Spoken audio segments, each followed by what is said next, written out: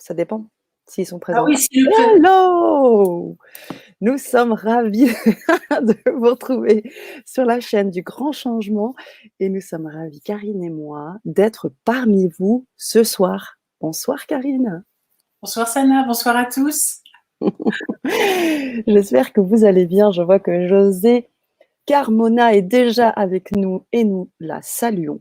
Bonsoir à vous de Varage dans le Var. On est ravis de vous retrouver. Faites-nous savoir vos présences comme l'a très bien fait José. Ce soir, un atelier pas des moindres.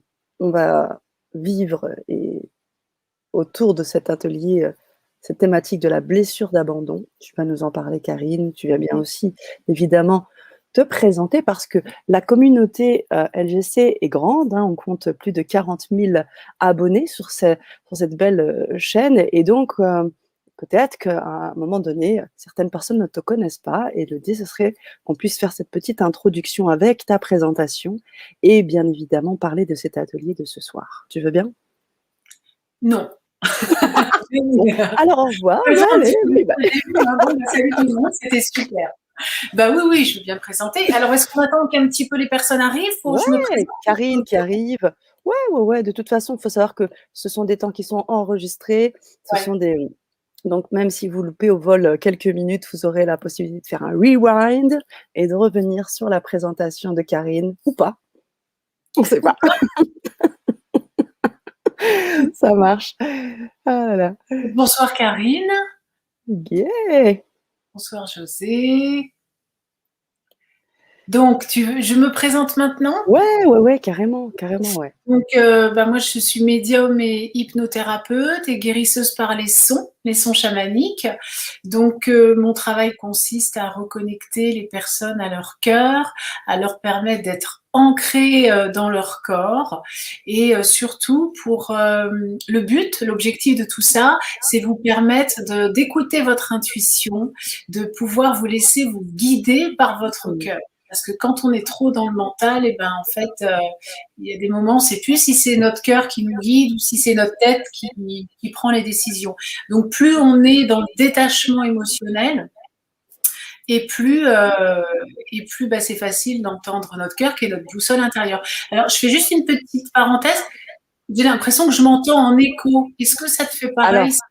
Moi, je t'entends parfaitement bien. Chers auditeurs, si vous avez du Larsen, si vous avez de l'écho, faites-nous savoir si le son est bon, si l'image est bonne. C'est vrai qu'on vous sollicite souvent en début de Vibra là-dessus. Faites-nous le retour. Il est possible aussi, Karine, que tu aies ouvert plusieurs choses en même temps, notamment le YouTube. Peut-être si tu peux le... Non, je ne l'ai pas ouvert YouTube. Attends. D'accord. Peut-être autre chose alors. Est-ce que ça peut être une application comme Skype? Tout à fait. Alors, Skype, je ne pense pas, mais une application qui pourrait être ouverte. Non, j'ai que ça. J'ai que Google Chrome sur lequel je suis pour être sur la conférence, c'est tout. Ton micro, il est branché parce que je sais que tu utilises ce micro. C'est le grand micro que tu utilises là? Oui, ouais. Ah oui. Quand je fais le soin, mais je l'utilise aussi là, donc sinon c'est bizarre. C'est bien, tout est ok. Pour moi, j'entends bien, nous dit Facebook User. Donc c'est moi qui ai un autre écho. Oui. En fait. Peut-être, oui. Écho pour moi, pour Yvonne. Ah, ok. Alors attends, je vais peut-être essayer de voir dans mes paramètres au niveau du son s'il y a quelque chose qu'il faut que je baisse. Attends. Désolée, hein. Mais mieux vaut répéter les aléas du direct. Ouais, pour pas que ça embête les personnes. Et surtout que c'est très important parce que tu travailles avec le son. Ouais. Donc, et là, j'ai un double écran. Ouais. C'est peut-être ce double écran, justement. Le double écran, tu veux dire entre toi et moi? Oui. Non, tu disais que tu avais un double écran. Non, je l'ai enlevé tout à l'heure. Non. D'accord, ok. Bon, j'ai que toi. Alors attends, son. On va essayer un truc. Volume de sortie. Est-ce que là, on m'entend mieux? Moi, je t'entends toujours parfaitement. Evan, peut-être nous dire si c'est bon maintenant? Tu peux peut-être parler. Fais-nous un petit... peut-être un son, peut-être? Oh. C'est très compréhensif. Moi, ça va, j'ai réglé le truc volume de sortie. Donc, léger écho, mais très compréhensif. Voilà, donc je vais laisser ça ouvert, comme ça, au cas où, je retournerai faire des réglages on c'est m'entend tolérable, me dit également? Hélène. Ah On mince entend alors! Christine. Écho Alors, également, Marie-Chantal. mince. Alors attends, je vais baisser. Est-ce que c'est mieux là? J'essaie les 2 volumes d'entrée, volume de sortie. S'il y a des techniciens qui s'y connaissent, bon, j'essaie. Alors attends. Est-ce que vous m'entendez bien sans écho là? Normalement, ça devrait être mieux, je pense. On va attendre quelques secondes, on va très certainement avoir les retours. Et si je fais ça, est-ce qu'on m'entend? Faites-nous un 1 si tout est bon. Faites-nous 1, juste le chiffre 1. Comme ça, on sait que c'est OK. Si je parle dans le micro. Ouais, non, normalement, ça marche.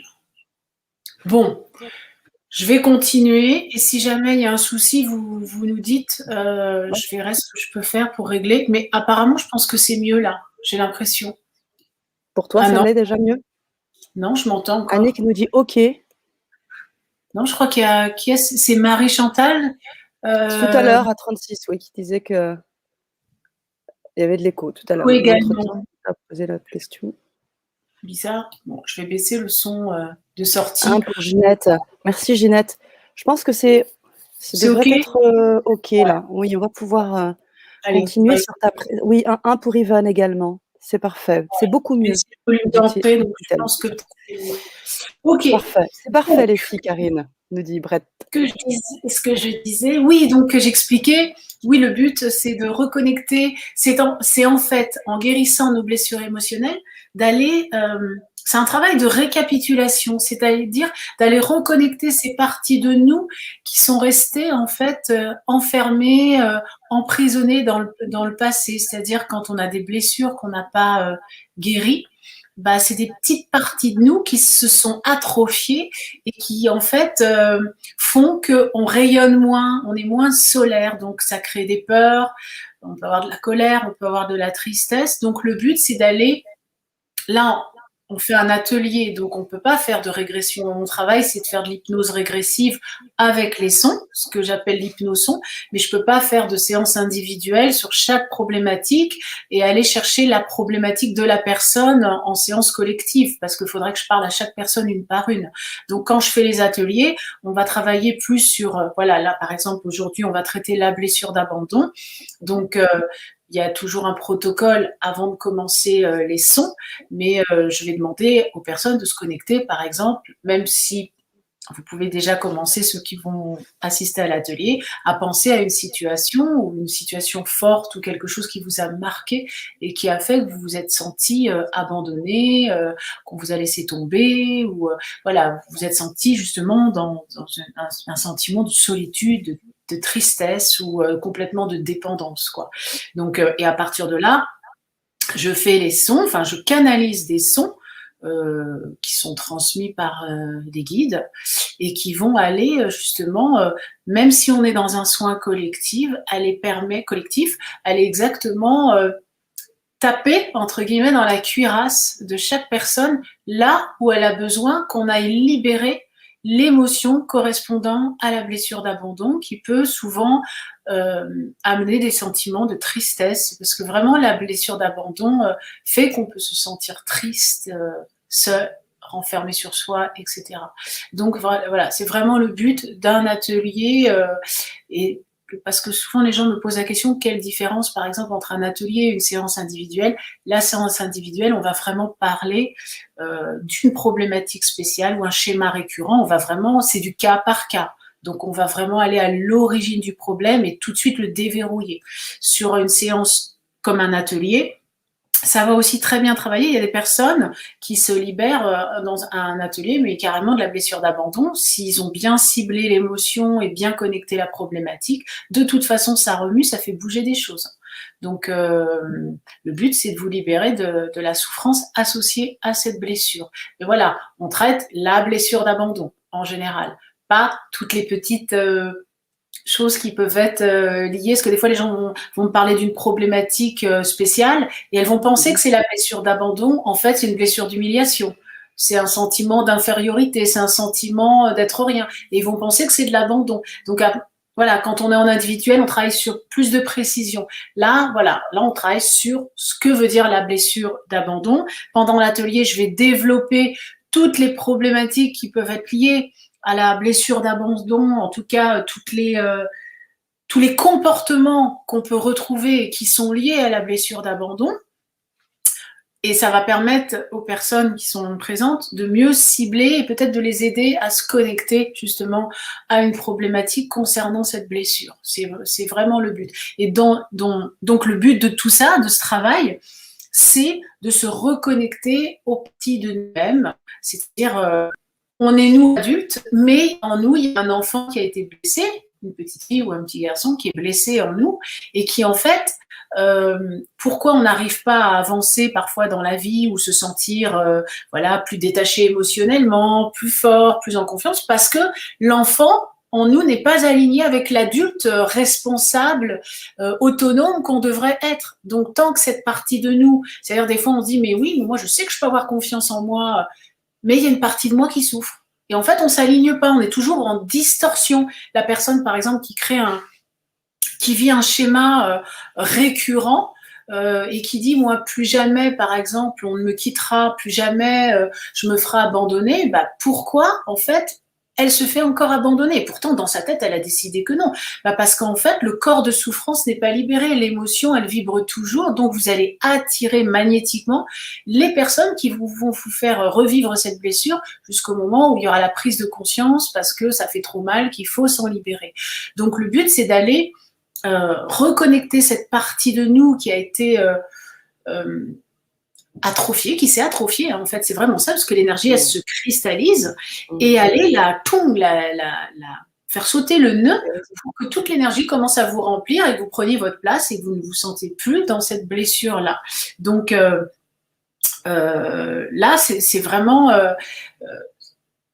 vraiment un travail de reconnexion, c'est-à-dire dès que l'émotion, elle est libérée, il faut savoir que nos émotions, elles sont situées au niveau du ventre, hein, dans la matrice, qui est notre deuxième cerveau. C'est comme si c'est un vide émotionnel, c'est un nœud, mais c'est en même temps un vide, ça crée un vide quand l'énergie, elle peut pas passer. Et c'est le vide, c'est comme un trou noir qu'on appelle la peur. Quand ce vide, il commence à se remplir de lumière, d'amour et d'énergie, bah, c'est comme si ça n'avait jamais existé, cette blessure, cette problématique. Et en fait, vous vous reconnectez, j'expliquais la dernière fois, c'est comme des filaments de lumière qui se reconnectent à votre cœur. Vous commencez, c'est comme un pétale. Notre cœur, c'est comme un soleil et je tourne un rayon qui se déploie à ce moment-là. Et chaque blessure qu'on guérit, en fait, c'est vraiment... c'est une partie de nous qu'on habite un peu plus. C'est pour ça que je dis, quand les gens me disent oui, mais moi je suis pas ancrée, je me sens pas enracinée, je veux qu'on fasse ce travail-là. En fait, le travail d'ancrage, l'enracinement, c'est toutes ces parties de nous qu'on commence à récapituler, qui fait qu'on commence à se sentir plein et présent dans notre corps. Quand on est un peu trop là-haut, c'est parce qu'en fait, on est éparpillé parce qu'il y a ces parties de nous, de notre enfant intérieur qui est absent en fait, il est trop blessé, c'est comme s'il est recroquevillé. Donc le but, c'est d'aller chercher cet enfant pour lui dire je suis là, je t'aime, et en allant prendre conscience de sa souffrance, de notre souffrance, pour que cet enfant puisse se déployer et être qui il est. Donc à partir du moment où on commence en guérissant nos blessures à se reconnecter à notre cœur, on commence à sentir la joie nous habiter et surtout des envies qu'on pouvait avoir perdues revenir, et surtout quand on commence à être branché sur notre cœur, ce que j'appelle notre boussole intérieure, on commence à vraiment s'orienter d'une manière intuitive et certaine, c'est-à-dire que vous n'avez pas de doute. Des fois, les gens ils disent mais comment je peux savoir si c'est mon mental ou si c'est mon cœur? En fait, quand c'est votre cœur qui vous guide, il n'y a même pas de doute, quoi. Vous vous posez pas la question si c'est votre mental parce que c'est comme ça et c'est pas autrement. En fait, ça vibre à l'intérieur, vous avez chaud à l'intérieur. Donc, il n'y a plus de doute quand vous êtes branché sur le bon réseau, en fait, vous avez les antennes ouvertes.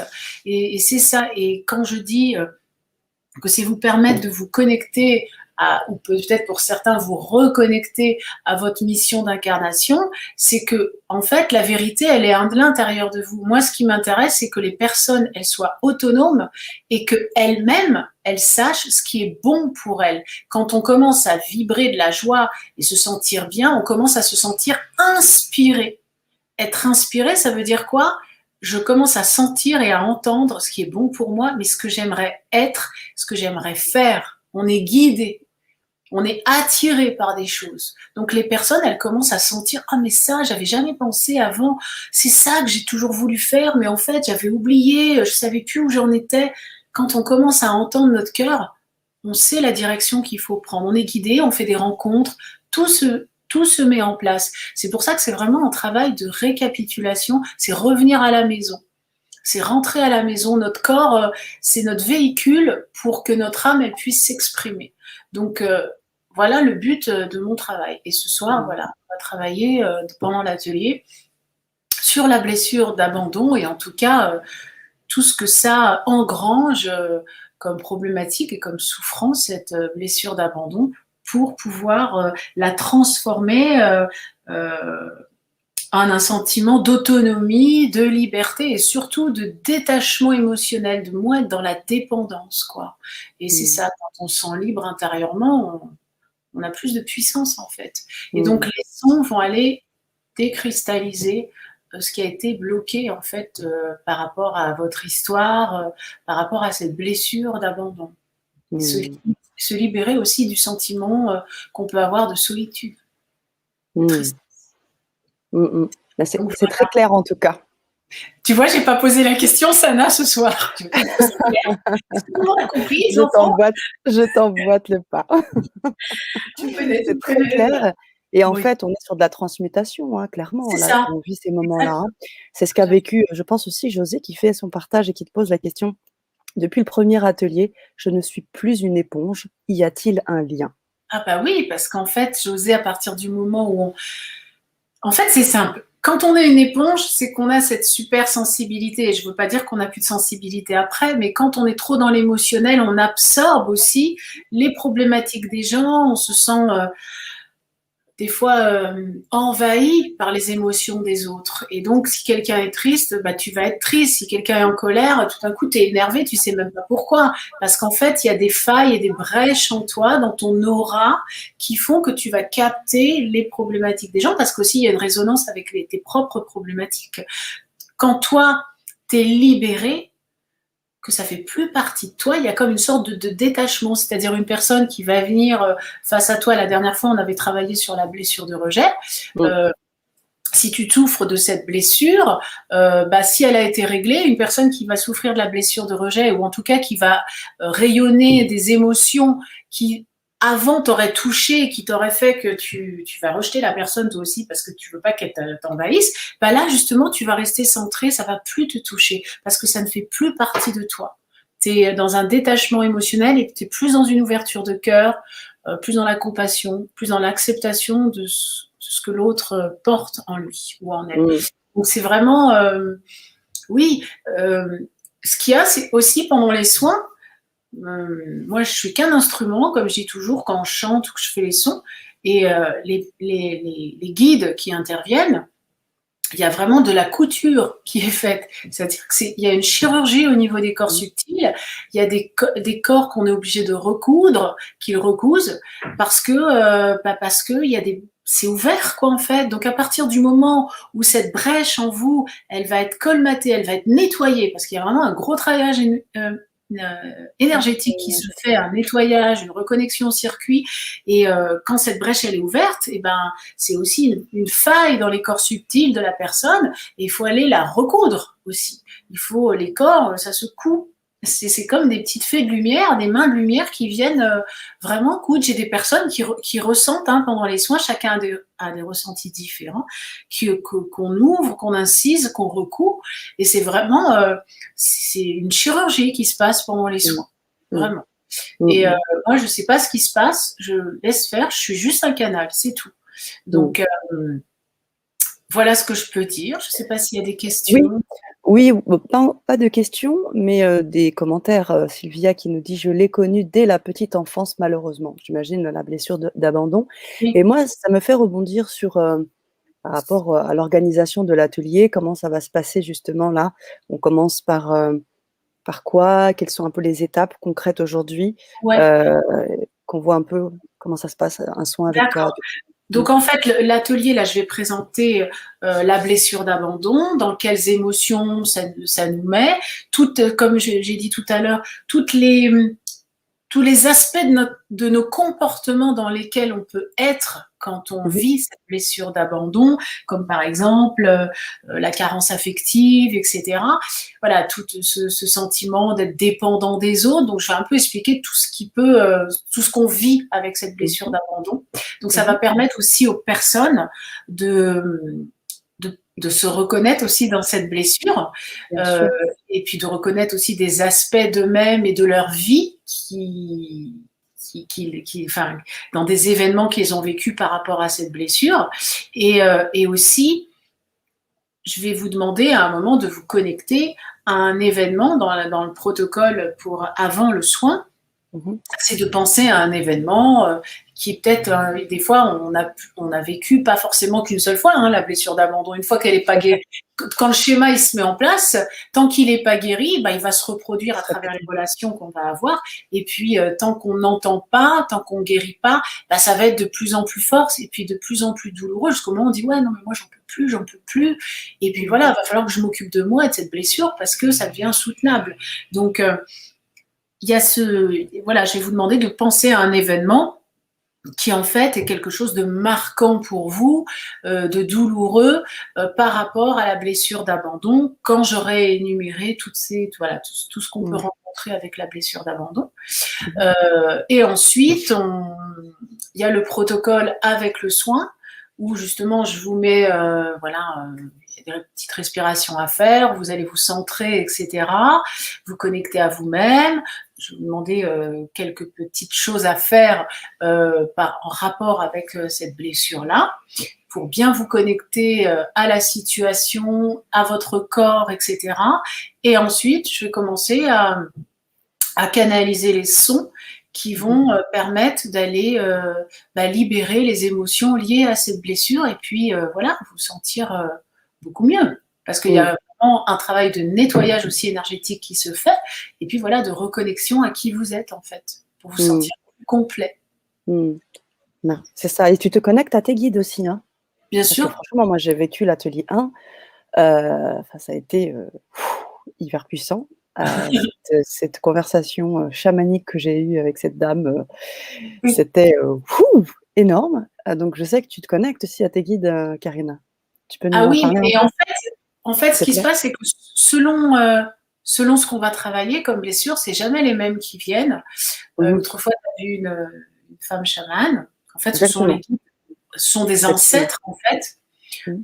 et des êtres aussi que j'ai connus dans des vies antérieures. En fait, ce sont comme des extensions. Et parfois, la dernière fois, quand j'ai fait un atelier, j'ai eu un homme, un vieux, vieux chaman, euh, qui s'est présenté. Là, c'était pas la femme. Et c'était une énergie, mais complètement différente. Et selon les blessures, en fait, qu'on traite, ce sont pas les mêmes êtres qui vont se présenter. Par rapport au collectif, à l'énergie du groupe, Ouais, ce sont ouais, pas les mêmes êtres qui vont se présenter. ouais. Parce que, OK. voilà, il y a des personnes qui vont avoir besoin de tel soin. Il Mmh. y a, et je tiens à signaler aussi que, par exemple, pour les personnes qui voudraient se procurer l'atelier comme l'atelier de la blessure de rejet qu'il y a eu précédemment, ou Mmh. celui-là, si les personnes n'ont pas le temps, par exemple, de le suivre en direct, même si vous l'écoutez en replay, de toute façon, sachez qu'on est quand même dans du multidimensionnel, qu'au moment où vous allez vous brancher pour recevoir le soin, les guides interviennent aussi à ce moment-là. On est dans un espace-temps, voilà, c'est pas, voilà, c'est passé, le soin est fait, donc maintenant ça va pas marcher. Non, ça fonctionne exactement de la même manière. Merci beaucoup. Euh, Merci beaucoup. Je lis la question d'Ingrid qui nous dit: «Est-ce trop tard pour participer à l'atelier 1?» Non, vous pouvez toujours participer à cet atelier. Je vous ai mis là, je vous mets le lien en fait, hein, Ingrid. Là, on va commencer l'atelier 2, mais tout est bien Ils peuvent se le évidemment, procurer de toute façon, le c'est ça, replay, vous pouvez bien c'est sûr. ça, donc voilà, vous pouvez donc, vous procurer les 3 ateliers et vous allez nous suivre en direct sur l'atelier 2, sur la Voilà. blessure d'abandon et vous pourrez, comme l'a très bien dit Karine, revenir sur l'atelier 1 ensuite et puis on aura le 3e atelier la semaine prochaine, mercredi prochain, pour vivre cette 3e aventure. Tu l'as aussi très bien dit, Karine, sur la puissance de ces ateliers, même en replay. Sachez également qu'ils n'ont pas de date de péremption, donc vous Non, pouvez vous les à vie. procurer à vie, vous les avez pour vous, hein. Dès Mmh. que vous les procurez, vous recevez les liens, vous avez tout ce qu'il vous faut pour pouvoir, vous connecter en live et aussi en replay. Je vous invite bien sûr à nous rejoindre, Ingrid, ce soir parce que vous allez pouvoir vivre en live avec Karine et poser des questions directement après le soin parce que je t'ai coupé, Karine, mais après le soin, on a aussi un moment de débrief, de ressenti, des choses qui nous permettent ensemble de voir les coïncidences qu'il y a pu avoir, les synchronicités. Je lisais un petit peu plus haut les témoignages des personnes qui ont suivi l'atelier. Qui dit, Annick, par exemple, depuis le premier atelier des synchronicités sur le jumeau perdu, tu te souviens? Ouais. Discussion, livre, Oui. comme si une première réponse m'était donnée. Voilà, c'est qu'en fait, quand on n'est plus dans la souffrance de l'émotion associée à la problématique, Mmh. je rappelle qu'on avait fait la blessure de rejet en atelier 1, Tout à fait. eh bien, en fait, c'est comme si, en fait, on s'est réapproprié cette partie de nous qui nous manquait. D'accord? Donc, elle Mmh. est guérie. Donc, quand on Mmh. vibre le contraire de la blessure de rejet, c'est-à-dire le sentiment d'acceptation de soi, d'être plus dans l'amour, d'être plus dans, voilà, dans, comment dire, on est plus dans la force, dans le courage, bah, en fait, on va vibrer cette énergie qui va faire qu'on va attirer à nous, puisque on attire ce que l'on rayonne, des circonstances qui vont correspondre à ce qu'on a réglé, en fait. Même dans nos relations, les gens vont pas forcément répondre de la même manière. On Mmh. va tiens, machin, il a changé. Mais non, c'est pas qu'il a changé, c'est que toi, tu vibres plus pareil, donc la personne ne répond plus de la même manière à ton énergie. J'ai des personnes Mmh. qui me disent, mais c'est marrant, cette personne avant, le feeling passait pas du tout, on dirait qu'il y a quelque chose qui s'est libéré. Je dis, bah oui, parce que tu ne vibres plus comme avant. Des fois, et en plus, avec la blessure d'abandon, quand on est moins dans l'attente, parce que souvent, quand on souffre de la blessure d'abandon, on attend beaucoup des autres. Et quand on est vraiment plus dans cette attente parce qu'on se sent plein de nous-mêmes, on se sent Mmh. rempli, on est moins dans ce vide affectif. C'est rigolo parce que des personnes qui ont pu avoir des situations qu'elles sentaient bloquées, où elles étaient toujours en train d'attendre, l'impression qu'on les entend pas, etc. Tout d'un coup, il y a des choses qui se déverrouillent. Mais c'est pas les autres, en fait, c'est nous. Mmh. C'est nous qui vibrons plus de la même manière. Donc, Complètement, il y a ça aussi. complètement.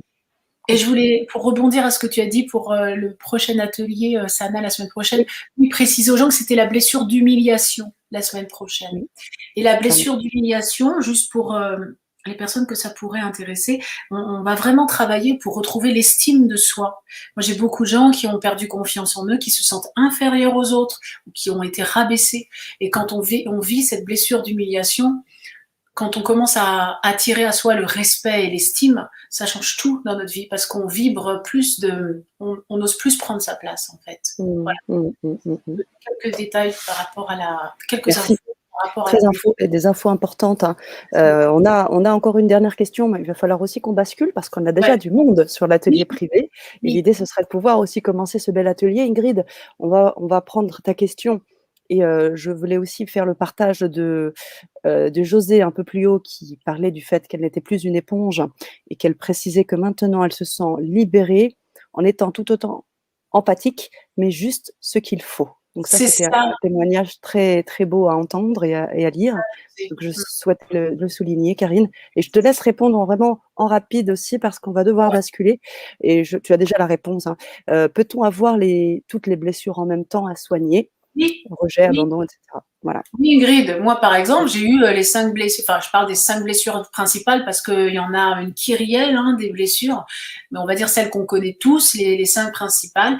Oui, on peut avoir les 5 blessures, bien évidemment. Oui, oui, oui. De toute façon, il y aura, voilà, on va traiter déjà des 5 principales. Mm. Donc, Super. vous pourrez travailler dessus dans les ateliers. Génial. Voilà, Ingrid, on vous attend. On va basculer sur le lien privé. Je vous redonne tout ce qu'il vous faut. On vous souhaite toutes les deux magnifique soirée pour les personnes qui continuent peut-être là sur autre chose parce qu'ils ont d'autres choses à faire. Ça arrive aussi, mais en tous les cas, vous pouvez nous rejoindre aussi pour les personnes qui sont là. On arrive, on continue, vous n'avez rien à faire. On va juste fermer tous les liens publics et on va pouvoir commencer l'atelier. Voilà, voilà. Alors, on est parti. Merci à toi, Karine. À tout de suite.